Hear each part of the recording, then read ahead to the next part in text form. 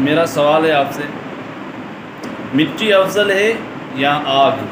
क्योंकि शैतान ने सजदे से इनकार करते वक्त कहा था मैं हज़रत आदम अलैहिस्सलाम से बेहतर हूँ, क्योंकि तूने मुझे आग से पैदा किया है, उनको मिट्टी से पैदा किया। जवाब इरशाद फरमाएं। भाई ने पूछा कि मिट्टी अफजल है या आग, क्योंकि जब शैतान ने सजदा करने से इनकार किया था तो ये कहा था कि तूने मुझे आग से पैदा किया और इनको मिट्टी से, मैं इनसे अफजल हूँ। तो अर्ज़ ये है कि मिट्टी आग से अफजल है।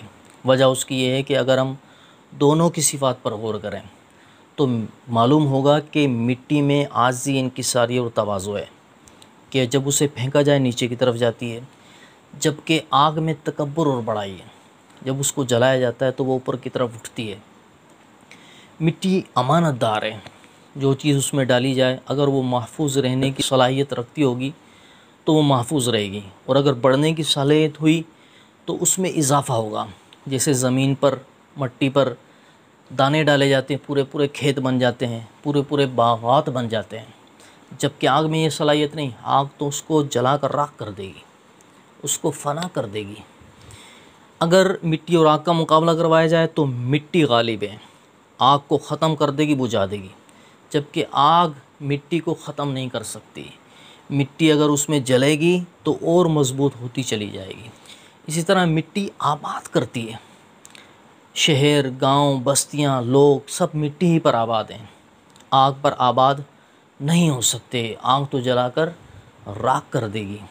तो यूँ चूँकि मिट्टी की सिफ़ात आला हैं, अफजल हैं, लिहाजा मिट्टी अफजल है।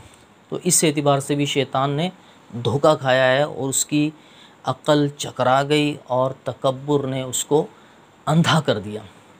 अगर वो यूँ भी सोचता रिश्ते जो नूर से बने तो वो फरिश्ते सब के सब सजदे में चले गए। शैतान जो कि नार से यानी आग से बना है, ये सजदे में नहीं गया, हालांकि नूर नार से अफजल है।